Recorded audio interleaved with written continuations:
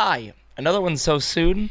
Well, fucking of course, people are watching this shit. Plus, I love music. This is a really good excuse for me to actually just listen to more. Expand my ever-growing Spotify-liked songs list. Anyways, I did say in my trailer I wanted to do something daily, and here we are. Plus, believe it or not, yesterday's video took like 3 hours to record, but only because of some minor interruptions. At this point, my biggest struggle is just picking what new album I should talk about. There's so many I've missed. And I decided that today we're going to talk about the newest Palisades record, Reaching Hypercritical. Now, this one I was really curious about because I haven't listened to Palisades in quite a while. I was a big fan of their album Mind Games when that came out in 2015, but I haven't listened to it since then. I mean, I've sung the occasional song from it, but it really sort of blew my mind back when it came out because I was always a fan of pop and electronic inspired metalcore. Icy Stars is one of my favorite bands of all time. Mind Games, instead of having the typical pop and electronic influence that a lot of metalcore had back then, it seemed to have a lot more of a trap influence behind it. And it might be the earliest trap-influenced metalcore I can think of. And I'm definitely not counting crunkcore. Imagine listening to crunkcore in 2015. The most interesting thing about this new Palisades album to me is the new vocalist. I guess I just never expected them to change vocalists, since the other guy was just so distinct compared to the rest of the metalcore crowd back then. He wasn't all that polished or great particularly, but that's just what made them stand out more. I mean, I kept track of Palisades since their first EP, so I'm a little used to the guy. Basically, for me, I picked this album purely out of curiosity that they were still around. Now, I don't have too much more to ramble about with Palisades, so let's just get right into the album. Starting with My Consequences, this type of music isn't really my speed. It's kind of like the metalcore equivalent of butt rock. That's not entirely an insult, I just don't see the appeal in this new trend of metalcore bands going for this slow strumming and mostly clean vocal sound. When people complain about bands becoming radio-friendly, this is that sound. But apparently the new vocalist was the bassist originally. It reminds me a lot of Chiodos's Illuminaudio, where they had that new vocalist for one album, and his screaming technique just felt like a lot of mic cupping with more distortion. It didn't sound great. But I really hope that this is a healthy technique because it doesn't really sound like it, and nothing really stands out to me in My Consequences to make it even particularly a good song. It's just stomachable. I give it a 5 out of 10. Alright, moving on to Reaching Hypercritical. This is reminding me a lot of that new sound Crown the Empire has been going for since their dedicated screamer departed. This is such a painful comparison to make, but I almost feel like I'm trying to listen to Skillet sometimes when listening to this album. Reaching Hypercritical is such like a tough guy song, but it sounds like it's being sung by Andy Leo. I do like the synths when they're there, but it feels like they're relinquished to set dressing. It was a little more fun though, so I'll give it a 6 out of 10. Moving on to Invincible, Die Down. The chorus of Invincible is so painfully dragged out. It has that musical trope of like the singer sings a note in a particular way, and then for like in between the next sentence of the chorus, it's just repeated again. Like he goes May, and then it goes May. It just happens twice. It's just dragged. And that happens twice, and then for 4 other lines, he just goes, I hope this dies.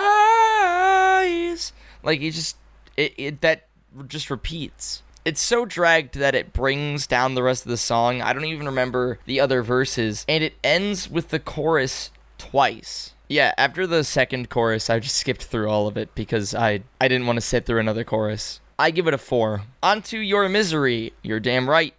This is my misery. I mean, I'm having fun. It's new music, but this ain't it. This ain't my style. Your Misery is such a tough guy anthem, but it's just towards basically just negative people. It's taking such a general concept and stretching it out for longer than some of the best Dance Gavin Dance songs. I'm not trying to compare the two sounds. I'm just trying to say that some bands just seem to use song length as a prison, and it feels like they're really trying to stretch to meet a quota. My eyes glazed over listening to this. I give it a 5. Without You was yet another bland anthem, but something refreshing is happening in the comments. I'm not the only one commenting on how bland and derivative this sound is. A lot of people are pointing out the similarities to Sudden Sky, Linkin Park, Skillet, and even saying that the song itself completely rips off Angel's Fall by Breaking Benjamin. It's definitely not as bad as the comment made it sound, but it's definitely the same style of song. At least Angel's Fall has riffs. I give this a 4. Better was just as bad for a bit, but I actually like the second chorus going into the bridge. There's so much missed opportunity for heaviness on this album that to finally have something resembling payoff was the most remotely satisfying thing that's happened. But then the song ends in yet another missed opportunity. Like, come on, you couldn't squeeze the breakdown in there? This album is like being edged with a dry hand job. I actually really like the riff for Fray between the intro and the verse, but it doesn't last. It's like they caught me bobbing my head and decided that I was having too much fun. Thankfully, it comes back after the choruses, but after the voicemail, the outro just repeats the same bit until the song ends, which is just the worst. It's like this album is actively avoiding any redeeming qualities. 6 out of 10. I'm shocked at how much better Sick of the Attitude is than everything that came before it. This should be how the rest of the album sounded. The instrumental is chuggy and there's a lot more actual screaming going on. This is exactly what every other song needed. I don't think the riff for the bridge fits. It definitely should have been a breakdown, but this song is genuinely good. It's a 7 out of 10. Not fantastic. It's just substantial enough to actually be enjoyable instead of musical white noise. Fade Away immediately sounds like a Linkin Park song. It straight up sounds like something off of Hybrid Theory. Actually, the whole song just vaguely sounds like Linkin Park white noise. 4 out of 10. Sober is really solidifying how much this album feels like it was made in a lab by a band on life support. At least there's a relatively decent breakdown, but that's simply in comparison to the rest of this album. 5 out of 10. And thankfully, finally, we have closure. It's definitely a different sound. It's slow with some fake strings and piano and synths, these claps and hi-hat in the background. On any album, this sound would stand out, and that actually makes it better than most other tracks on this album. I like how the rest of the band comes in for the second verse, giving the song some actual pacing, but I still think this kind of song is boring. Compared to the rest of the album, though, it's an improvement, and I give it a 7 out of 10. Rounding out all of those scores, this album is left at a 60 out of 110,